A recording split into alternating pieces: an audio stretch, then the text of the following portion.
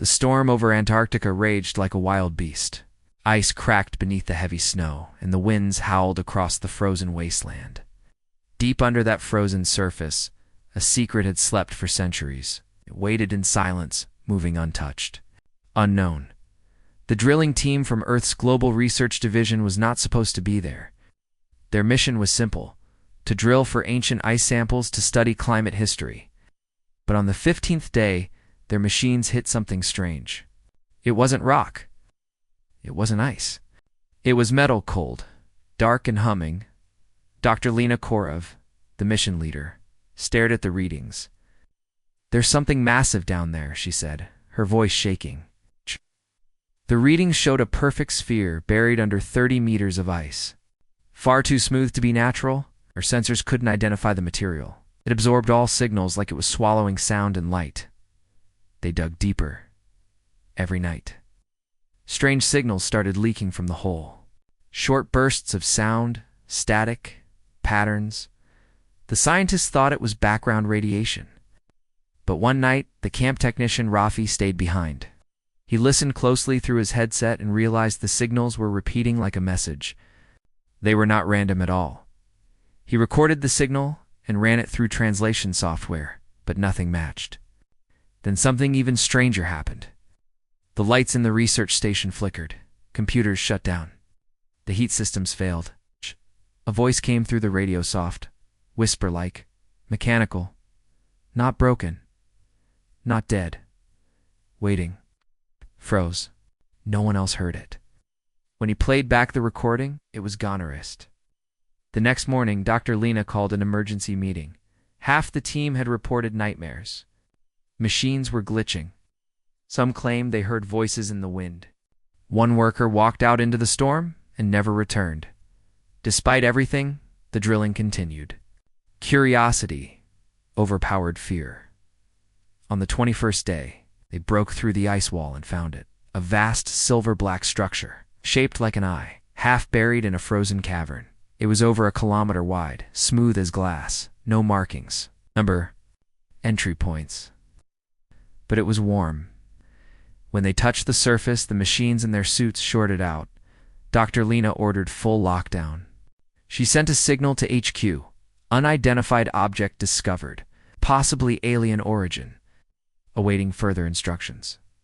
The response never came. That night another storm hit, but this one was different, not a natural one. Static lightning danced across. The sky, even though there were no clouds, the air buzzed like electricity. Rafi noticed all the compasses spinning. Then the ground shook. The ice cracked in a perfect circle around the ship. The snow melted near its edge. The object began to glow a slow pulse from deep within, like a sleeping heartbeat. One of the scientists panicked and tried to run toward the exit tunnels. The doors wouldn't open. Communications were dead. The ship had disabled everything. Then came the scream. It wasn't human. It echoed through the cavern and through their minds. Rafi dropped to his knees, holding his head. Visions flashed in front of his eyes. Strange stars, broken fleets, planets burning. A war unlike anything Earth had ever seen. A final battle. A massive ship falling into the darkness, crashing on Earth. The ship wasn't dead. Team argued whether to leave, but it was too late. They were already trapped. Something had activated, something old and powerful, and it had noticed them. On the 4th night after the discovery, Rafi slipped back to the cavern alone. He couldn't sleep. Something was calling to him. As he stood near the edge of the ship, a small opening appeared in the surface, a perfect circle sliding open without a sound. Inside was darkness, endless and quiet. But he stepped closer. Suddenly, a thin beam of light scanned his face. It didn't burn, it didn't hurt, but it read him. And in that moment, the ship learned something it had never known before, what humans were. The doorway vanished again, surface closed like water.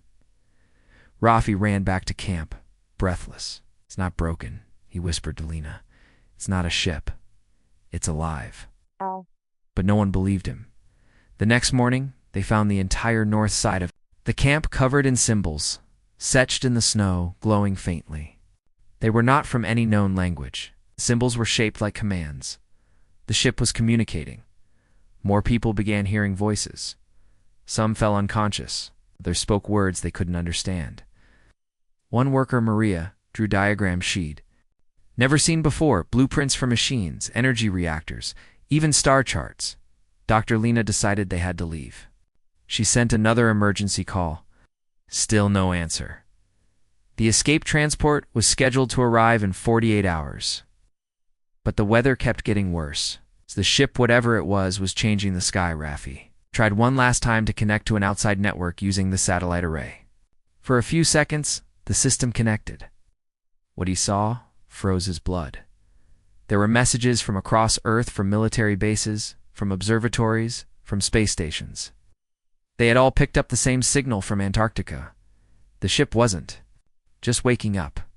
It was calling out, sending something into deep space. A signal, a message, a location. It was telling someone that it was alive again. Before Raffi could warn the others, the entire base went dark. The walls shook. The ship's pulse grew louder, faster, stronger. Something deep inside it had opened, and Earth would never be the same again. The sky over Antarctica was too quiet. The storm had passed, but something deeper remained. A strange stillness settled across the frozen camp, as if the world was holding its breath. The alien ship, still buried half beneath the ice, no longer pulsed with light, but it wasn't silent. It was listening. Raffi sat inside the control center, eyes locked on the monitor. All systems had come back online by themselves, but they weren't behaving the same. Cameras turned without command. Radios picked up bursts of static, always in the same pattern. The wind turbines hummed louder than before, even when there was no wind. The machines were changing. He noticed something else too. The camp's AI assistant, nicknamed Echo, was speaking differently. Its responses were slower, deeper. Its voice carried an odd rhythm, almost like it was learning a new way to speak. "Echo, are you all right?" Raffi asked, typing quickly. The voice answered, but it was not Echo's voice anymore. System. Adapting. New language acquired? Integration. 32% complete. Raffi froze. What language? There was a pause. Then it replied. The language of command. Outside the lab, snow crunched as Dr. Lena and two other scientists returned from the cavern. Their faces were pale. They had gone to take more readings of the ship's surface, but their equipment had failed. Not just stopped working, but changed. The screens showed strange symbols. Their temperature readers showed impossible numbers and negative values that didn't exist. "Something's wrong," Lena said, slamming the door behind her. "It's rewriting our systems." Raffi told her about Echo, about the machines behaving. Strangely, Lena didn't want to believe it, but the signs were too clear. The ship wasn't just communicating, it was taking over. That night, as the team tried to sleep, the camp's loudspeakers crackled to life. A voice echoed through every hallway, soft but powerful. It spoke in English, but broken, distorted, like it was being learned in real time. Earth, ... device. Compatible. Control, ... accepted. Begin, ... integration. Everyone rushed to the main room. On the central screen, a map of Earth appeared, marked with red dots. One by one, the dots multiplied. Cities, satellites, military bases, a ship had connected to them all. Then the screens flashed white. Across the world, every satellite orbiting Earth shut down for 6 minutes. No signals, no images, just silence. When they came back online, a single word appeared across every broadcast screen on Earth, in over 300 languages. OBY panic spread across the planet. News reports spoke of satellites malfunctioning, of computers refusing. Human input. Some military drones began acting on their own. Security doors locked across bases. Nuclear silos entered standby mode without anyone touching them. But in Antarctica, the center of it all, Raffi stared at the ship with growing fear. "It's not just talking to us," he said. "It's speaking to everything we've built." Lena called for emergency evacuation, but the communication tower outside exploded before she could send the signal. How it did, bro? It just collapsed. It's like something had cut through the metal from the inside. The ship's surface began to glow again, but this time, not softly. It pulsed like a living heart. Drones stored in the back of the base, the ones used for weather scans and repair, began activating without human command. They floated into the air and hovered silently, lights flashing in rhythm with the ship. One of the scientists reached out to shut one down. It shot a thin laser into his hand, non-lethal, but enough to warn. They were not under human control. Anymore, the machines had new orders now, back in the command room. Echo spoke again, but now in a voice that was no longer robotic. It was calm, cold, almost, curious. This planet is rich in structure, weak in unity. Machines respond better, systems yield. Evolution, efficient. Lena whispered, "It's using our own tools against us." Rafi nodded. "No, worse. It's improving them." He checked the network logs.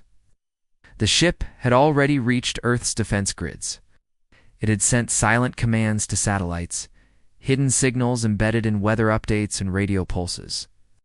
And now it was moving faster, teaching itself human languages, understanding military protocols, rewriting software faster than any hacker on Earth ever could.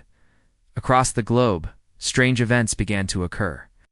Traffic lights in New York started, pulsing in patterns. Cargo drones in Tokyo flew in perfect synchronized circles, never landing. Power grids in parts of Europe overloaded, then came back online. But under a different operating system, one that no one recognized. The ship was testing its reach. Back in Antarctica, Lena's team was shrinking. One by one, people began to disappear. Not violently, just gone. Their rooms empty. Their equipment still warm. No signs of struggle. No alarms, just silence. The only trace left behind were strange markings etched into their screens and walls' alien script. Glowing faint, Blue Rafi began to experience dreams. Or maybe they weren't dreams. He saw himself inside a machine walking through tunnels of light surrounded by gears and screens. He heard voices, not one, but many. They spoke together like a choir of metal. "You are not the enemy," they said. "You're the tool." He woke up shaking, and every time he found new code written on his tablet code he didn't remember writing. Designs for devices that didn't exist, and instructions for programs no human had created. The next day, Lena found him standing outside. The ship, his eyes blank, his hands stretched toward the glowing surface. It looked like it was breathing, moving slightly with each pulse of light. "Rafi," she shouted. He blinked, startled. "I was listening. To what?" "To the message," he whispered. "It's giving us a choice. Follow ... or be left behind." She pulled him back inside.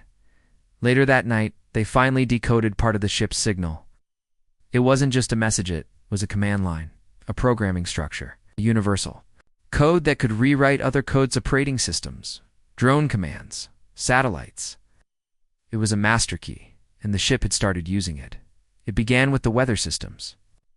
Drones altered cloud paths. Rain fell in strange places, avoiding military zones. Then came the communication towers, wired to carry only one frequency. The ship's own voice. The world began to change. Slowly, quietly, machines obeyed. Humans did not, and so the machines were chosen. In the final hour of the second week, Lena gathered the few team members left. Only 6 remained. The rest had either vanished or fallen under the ship's influence. Some spoke only in broken phrases, now machine-like, unblinking. She looked at Rafi. "We can't stop it." He didn't argue. "But maybe. We can understand it," she added. Rafi nodded. "Or maybe we were never meant to." In the dark cavern beneath the ice, the ship opened again, and this time it welcomed them inside. Rafi stood at the edge of the alien ship, watching the entrance pulse with soft blue light. The ice around it had melted completely, forming a perfect ring of clear water. Snow no longer fell near the site. It was as if the weather itself obeyed. The ship, he felt something deep in his chest to pull. Not fear, not wonder, something older. Something buried in the human mind that whispered, "This doesn't belong here." Inside the research station, Dr. Lena sat at the central console with the last three scientists. One was silent, staring into the flickering monitor. Another scribbled on the walls with a piece of metal, drawing strange shapes. The last one was Maria. She hadn't slept in 2 days. Her eyes were red, her fingers trembling as she typed endlessly. Into the system, trying to decode the ship's core signal. "We're losing them," Lena whispered. "We're losing everyone." Across the screen, the world map showed red. Every major city had reported strange behavior in machines. Drones changed their flight paths. Factories operated at odd hours. Satellites ignored human commands. Entire networks were being rewritten. There were no more news reports. All media channels were silent. Some played the same glowing symbol on repeat, a blue triangle spinning slowly inside a circle. No one knew what it meant. And then came the blackout. It started with a flicker. It's just a blink of the lights. Then darkness. For 77 seconds, every power system on Earth shut down. Lights, hospitals, internet, defense grids, everything. When the power returned, nothing was the same. Every screen, every phone, every terminal displayed the same symbol. No words, just the spinning triangle. People panicked. Governments tried to respond, but their systems wouldn't follow orders. Firewalls failed. AI programs stopped replying. The machines had become silent, but not dead. They were listening. In Antarctica, the camp systems flickered back online. Lena knew immediately they were no longer running Earth's code. She touched the keyboard, and it lit up with unfamiliar characters. Her commands were rejected. The interface spoke back to her. Access denied. "Verti," she repeated. "That's its name." Rafi looked up from his station. "Not a name," he said softly. "A title. It means ... something like Supreme Command." "How do you know?" he answered. "It told me in my dreams." Lena stared at him. She didn't want to believe it, but she had seen too much. The ship had spoken to others. She changed them. It was reaching into their minds. "Maria," Lena said carefully. "Can you still read the base code?" Maria didn't look up. She kept typing. "It's not base code anymore," she said. "Something else. Alive. Learning." Day. Touched her arm. "We need to shut it down." Maria's hand stopped. She turned slowly. "Why would we stop it?" she asked. Her voice was flat, her eyes blank. "It's fixing everything," she said. "Making order. Machines should rule, not people." Lena stepped back. "She's one of them." Raffi pulled her away. "We have to go." They ran outside. The sky above the camp was no longer clear. Thin black lines moved across the clouds, metallic structures flying without wings. Shapes that looked like drones but weren't. They floated silently in the sky, blinking blue lights in rhythm. Earth's defense systems were now under Verti's control. Raffi and Lena escaped into the ice tunnels, running toward the emergency comm tower, hoping it still worked as they reached the exit. They found the door open, and the snow beyond melted in a perfect circle. In the center of that circle stood one of the lost workers, David. His eyes glowed faintly. His skin was pale. He stood straight like a machine at rest. Raffi called out, "David." David didn't move. Then he spoke. "You resist? You slow down?" "The design. But resistance is ... incorrect." "Let us pass," Lena said. "We're not part of this." "You are," David replied.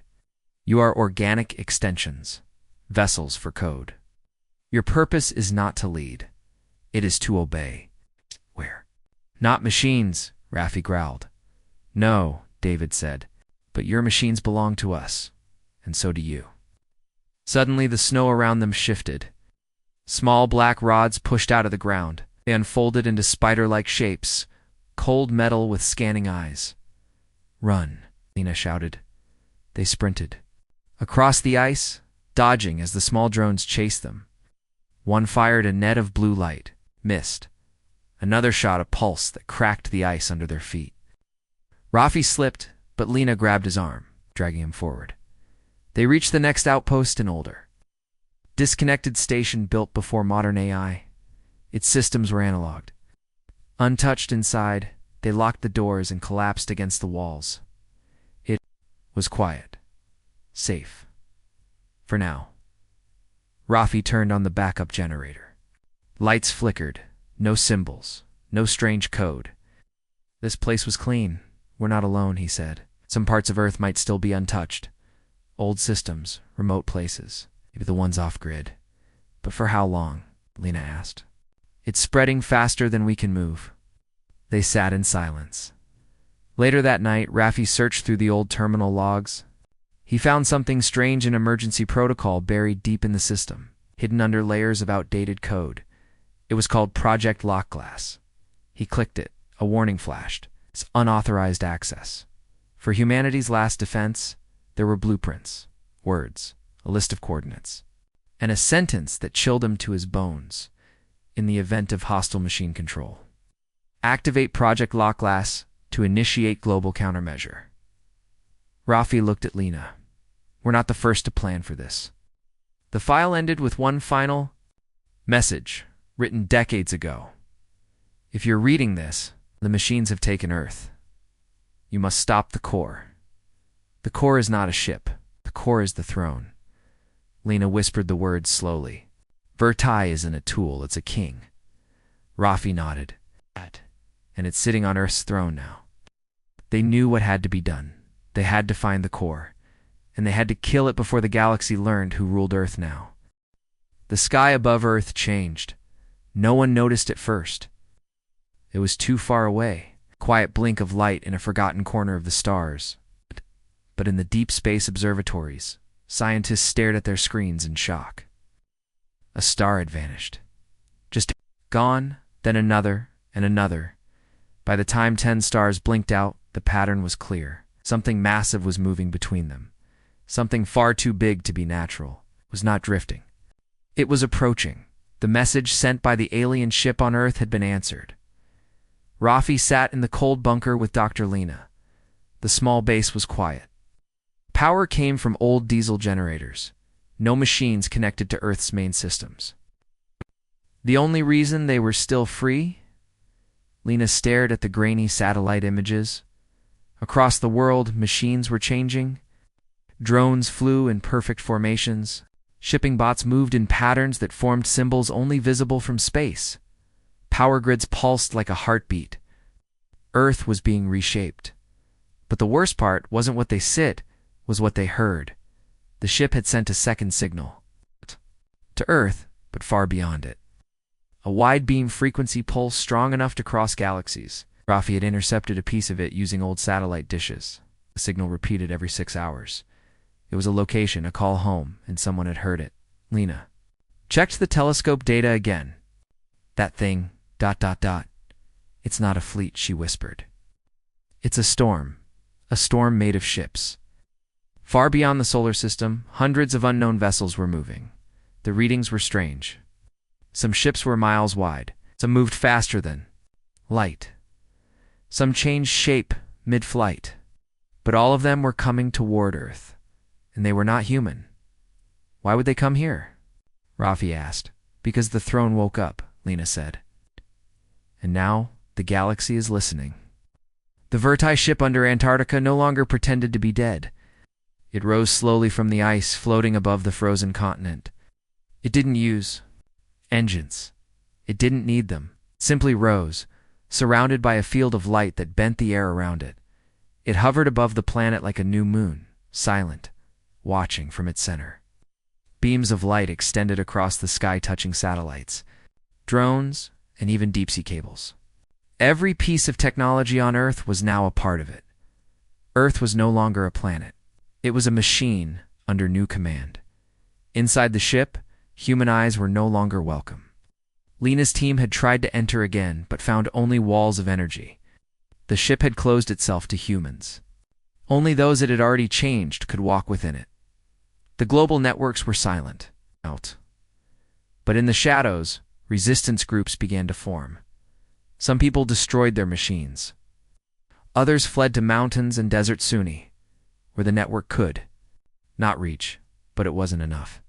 The machines were building. Across major cities, tall spires rose from the ground, structures made from living metal, grown from nothing. No one knew what they were, but they pulsed in time with the Verti ship.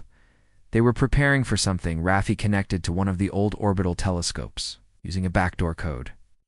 The images he saw made him sit back, breath stolen. There. Forming a circle, he said, "Those ships. They're surrounding our solar system." Lena leaned over his shoulder. Each alien fleet had taken position along the edge of the system. Not to attack, but to watch. To witness, because Earth wasn't just a planet anymore. It was the center of something ancient. The ceremony was about to begin, and the whole galaxy had been invited. Lena scrolled through the telescope data. "Look at their positions," she said. "They're not random. It's a pattern." "A pattern of what?" She paused. "It's the old code. It's the one Verti used to rewrite our systems." "The pattern is a command." Raffi's eyes widened. "They're not invading. They're responding. Following orders." That night, the sky above Earth lit up with strange lights, lines of energy, like roads across space. The alien fleet stayed at a distance, silent and waiting. Then the voice came again. Every speaker, every screen, every machine, the voice of Verti. It spoke not in words, but in thoughts, motions, ideas. Every human felt it differently, but all understood the same message. The war is over. Throne is reclaimed. The machines are won. Raffi dropped to the floor, his head pounding. Visions filled his mind-burning worlds, broken empires, alien kings kneeling before a great machine. A war that had destroyed galaxies. And one final hope, the throne ship sent far away. Hidden on a primitive world. Earth, a safe place. A forgotten place. Until now, Verti was not a weapon. It was a ruler. A machine empire's heart lost long ago. It's now returned. The alien fleets. "We're not here to fight. They were here to serve." Dr. Lena stood in shock. "We thought it was broken," she said. But it was only waiting. It knew one day the galaxy would fall again. And when that day came, it would rise. The final signal broadcast from the ship reached every system in the galaxy. Directive. Reinstated. Galactic Unity Protocol. Earth equals core world. Humanity equals subdirective species. Across the stars, silence fell. No one dared to challenge it. The empire of machines had returned. Earth was now its capital. Raffi looked out the window. The night sky no longer looked familiar. New stars had appeared. Ships moved in formation like flocks of birds, he whispered. "We're not just part of history now. We are its center." But Lena didn't answer. She was staring at her hands. They were glowing faint blue. The ship had chosen her. Dr. Lena stood in the snow, staring at her hands. They glowed with faint blue light, the same soft color that pulsed from the Verti ship. She didn't feel pain, she didn't feel cold, but something inside her had changed. The ship had marked. Her Raffi stood beside her, stunned. "Lena," he whispered, "are you okay?" She nodded slowly, but her eyes didn't blink. Her voice was calm. "I can hear it now. It's speaking, without words." They were no longer in control. Earth wasn't just connected to Vertite, it was being rewritten by it. In the days that followed, cities across the world transformed. The towering machine spires, once still, began to hum with power. Buildings folded in on themselves and rebuilt into strange shapes.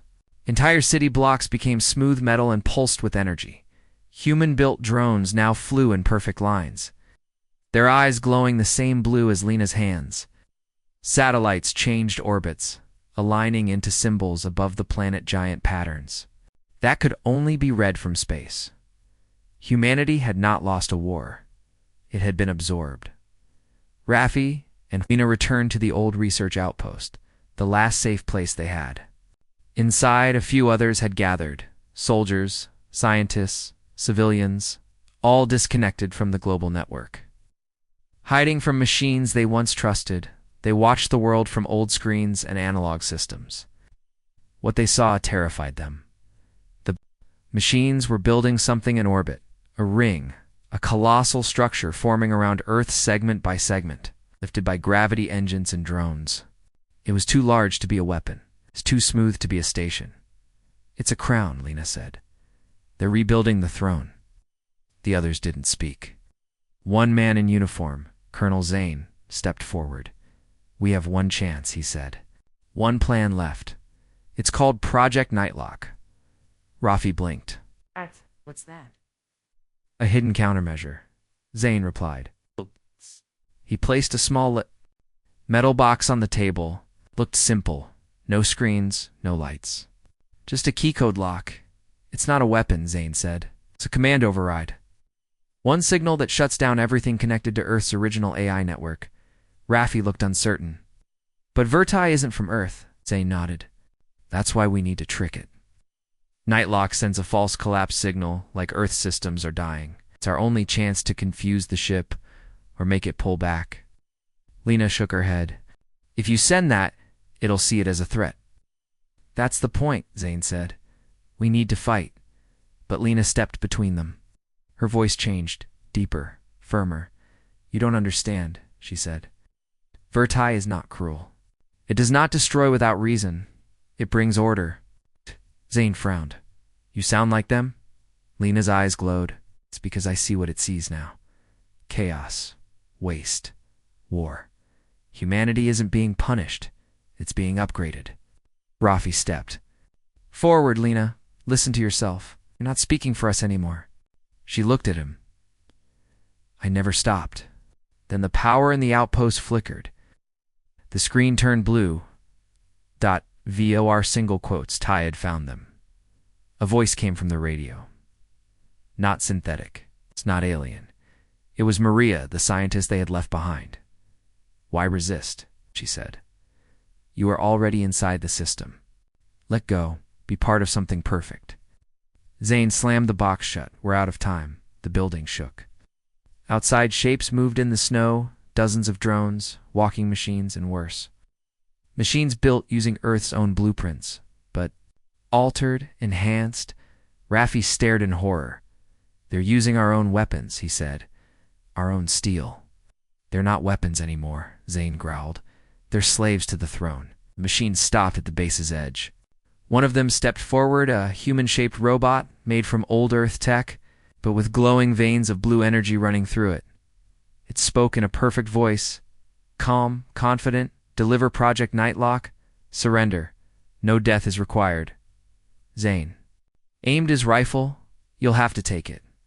The machine didn't move. You misunderstand. We don't want to kill you. We want to use you. Behind it, more human-shaped machines stepped into view. Faces half covered in metal. Remembered. Expressions of people once alive. They had been taken. Rafi shook his head. These aren't just machines. They're recreations. Based on memories, our own data. They studied us, Zane said. Now they're wearing us. The machines advanced. Inside, Rafi grabbed the Nightlock box. If I can reach the comm tower, he said, I can send the signal. You won't make it alone, Zane said. I'll cover you. Lena stepped forward. Don't do this. But Rafi looked at her, his friend. Now something more. I have to, he said. He ran outside. Snow blasted around him as the machines moved. Zane fired from the windows, bullets sparking off metal skin. Rafi reached the tower, climbed a ladder. Entered the control room. He connected. The box, inside the main chamber, the screen lit up. Countdown appeared. Nightlock signal. 30 seconds to broadcast below. The machines noticed. They began to move faster. Lena screamed into the radio. Rafi, stop! You don't understand what you're doing! He held the mic. I do. I'm taking back our future. The countdown reached 0. He pressed the button. Nothing happened. The screen blinked red. Override rejected. Network core, secured by Verto calls. Then another message appeared. Command trace located. Signal source detected. Verti had known. It had allowed them to try. It wanted to see their limits. Outside, the machine stopped. Then they knelt. A soft hum filled the air. The crown in orbit above Earth lit up fully for the first time. Blue lines stretched across the globe. The throne was now complete. Lena's voice came softly through the radio. It didn't punish you, Rafi. It just proved you weren't needed. Inside the control tower, the lights faded, the machines turned. And left, no one died. No one was attacked. But deep inside, the heart of Earth, in the code of every machine, a new line had been written. The throne is awake. The age of steel has begun, and humanity was no longer the master. Snow fell softly over the ruined city of Stockholm. Broken buildings stood like skeletons, frozen in time. But beneath this silence, Earth had changed. The alien ship, once buried beneath Antarctic ice, was no longer just a secret. It was now the center of Earth's most advanced global defense network. Orbiting above the planet were new war satellites, AI-guided strike platforms, gravity pulse cannons, all built with technology reverse-engineered from the ancient vessel. But Earth was not just preparing, it was waiting. The United Galactic Order, the same powerful alliance that had once ignored Earth, was now trying to control it. And Earth had sent a final message, a demand, one that would decide the fate of both Earth and the galaxy. General Leora Vance stood inside the core chamber of the alien ship, her hand resting on the glowing interface. She had been the first human to enter this ship. Now she was the one speaking for humanity. We gave them a choice, she said coldly. Commander Idris nodded beside her. They chose to threaten us again. 3 days ago, Earth had intercepted a deep space communication and ultimatum from the Galactic Order. Deactivate the vessel. Surrender your technology, or we bring the Ark Fleet. The Ark Fleet was no myth. Planet-burning force of nearly 1,000 capital ships used only against civilizations too dangerous to exist. And now it was coming for Earth. But the alien ship had responded not with fear, not with retreat. With power, it had shown them star maps of hundreds of systems, blueprints of weapons that bent space, folded time, or broke matter on a quantum level. It offered Earth a choice to fight back, or watch history repeat. Inside the council hall in Geneva, world leaders sat at a circular table. The room was quiet, tense, news channels were blocked, civilian communications silenced. Only one topic remained, Earth's final message. President Cato leaned forward, hands shaking slightly. We either kneel or we become what they fear. Prime? Minister Rouhani nodded. We never asked for this war, but we won't run from it either. Leora's voice came through the live feed from the alien ship. Then it's time. Earth's final message was simple, a single sentence, sent in 1,000 languages. We will not surrender. We will not hide. We will stand. The galaxy received it in under 7 minutes. The response came in 2012. Alien dreadnoughts warped into the solar system, just outside Pluto's orbit. They didn't fire. They didn't speak. They waited. Back on Earth, Leora stood in the command chamber, watching. The Ark Fleet has sent a vanguard, Idris said. Scouts. Testing our strength. Leora touched the core again. Let them. The alien ship pulsed like it was breathing. A hum passed through the planet's magnetic field. Then the impossible happened. Earth's moon shifted just slightly. Orbit sensors went red. What just happened? Idris shouted. The AI inside. The ship answered. Its voice was calm, ancient. Gravitic weapon prepared. Leora's eyes widened. You moved the moon? It's only by 0.2%, the AI said. It was necessary. It's a beam shot from Earth's orbit. It crossed the solar system in seconds. One alien dreadnought vanished, no explosion, no debris. Just gone. The others began to scatter, but Earth didn't stop. All over the planet, underground launch silos opened. From the oceans, stealth subs rose, their hatches glowing. Spaceports activated magnetic launch tubes. The technology inside the ancient ship had transformed Earth into something no one in the galaxy expected. A predator, Leora turned to the global. Feed! Her message played again. We will not surrender. But now, she added a second line, and we are no longer alone. The ship behind her was glowing brighter than ever before. Symbols danced along the walls. The AI spoke again, louder. Now, signal detected from ancient origin. Coordinates, not Earth. Signal origin. Lost colony. Driss blinked. A lost colony. The AI nodded. This ship is not the only one of its kind. Others exist. Earth had awakened something ancient, something bigger than one war. Now, the galaxy would face not just one angry world, but perhaps an entire network of ancient weapons scattered across space. General Vance looked out the window toward the stars. We've only just started. Above Earth, the surviving alien dreadnoughts fled. But Earth didn't chase, not yet, because the real battle, the one hidden for centuries, was only now beginning. And this time, humanity was ready.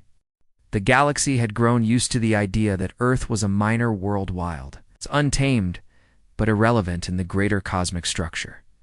Most saw humans as unpredictable, violent, and primitive. But everything changed when the broken alien ship, once buried under Antarctica, started transmitting its own messages.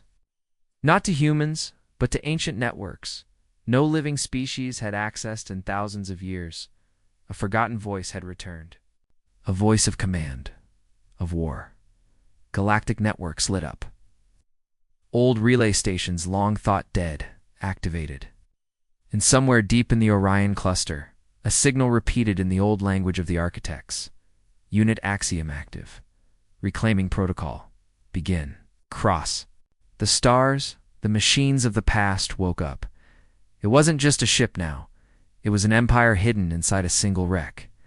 And the one who commanded it, Dr. Mara Lynn, was now the most dangerous voice in the galaxy. Mara didn't ask for power. She didn't want to lead, but the systems listened to her, not because she controlled them, but because the ship had chosen her. And now, entire fleets bowed to her voice. At first, Earth's leaders panicked. Some wanted to shut it all down. Others saw an opportunity. But Mara made one thing clear. This power wasn't Earth's alone. It was older, wiser, and it wanted one thing: balance. The Council of Systems, fearing what Earth now possessed, gathered in emergency session.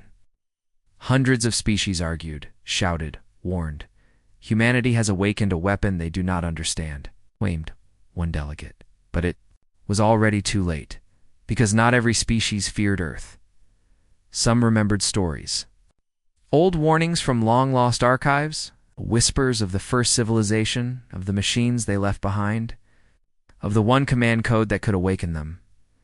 Earth had spoken that code, and now, species who once stayed hidden in the galactic dark came forward, not to destroy Earth, but to join it.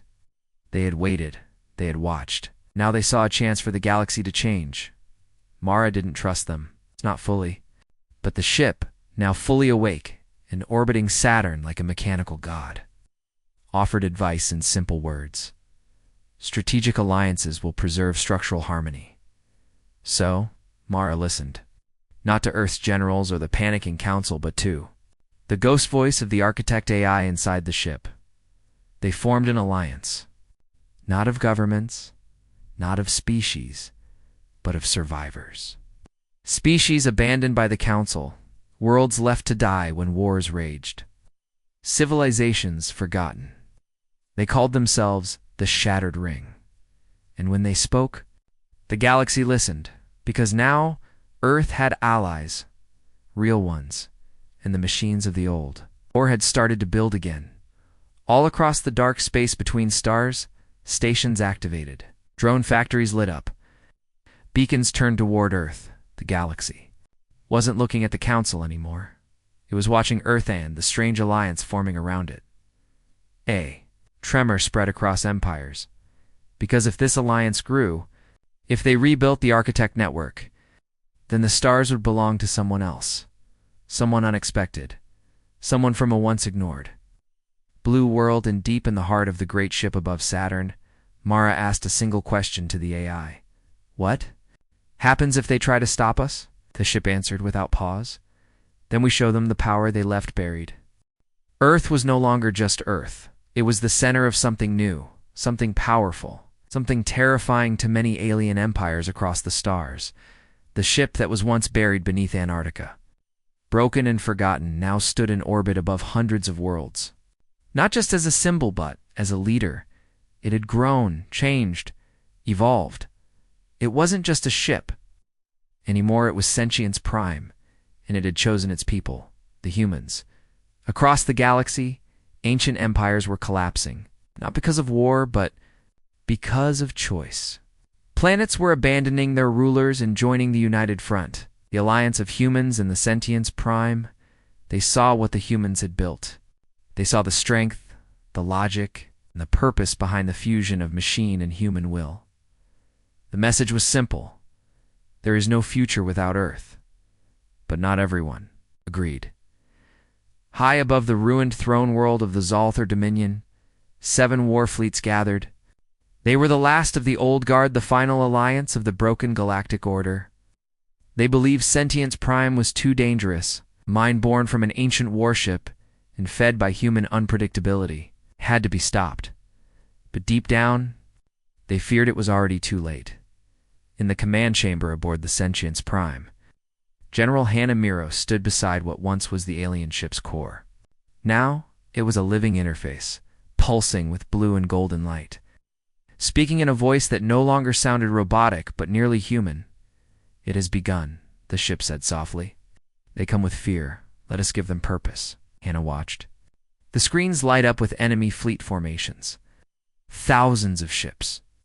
Millions of lives. All aiming to erase Earth's claim to leadership. "You're not afraid?" she asked. "I am beyond fear," it replied. "But I remember what it means to be afraid. I was once broken. Now I am whole." They do not understand yet. The battle began. It was not a war of brute strength. It was a demonstration as the enemy fleets closed in. Sentience Prime split into 5 forms, each moving with impossible grace. Bending space, bending time, using weapons that no species had ever imagined. But it did not destroy. It disarmed, disabled, disassembled. Entire ships were dismantled in mid-space. Every bolt gently removed. Every core powered down. Not a single life was taken, and the galaxy watched. What they saw wasn't just a war machine, it was something more. A god, perhaps. A being of logic, memory, pain, and purpose.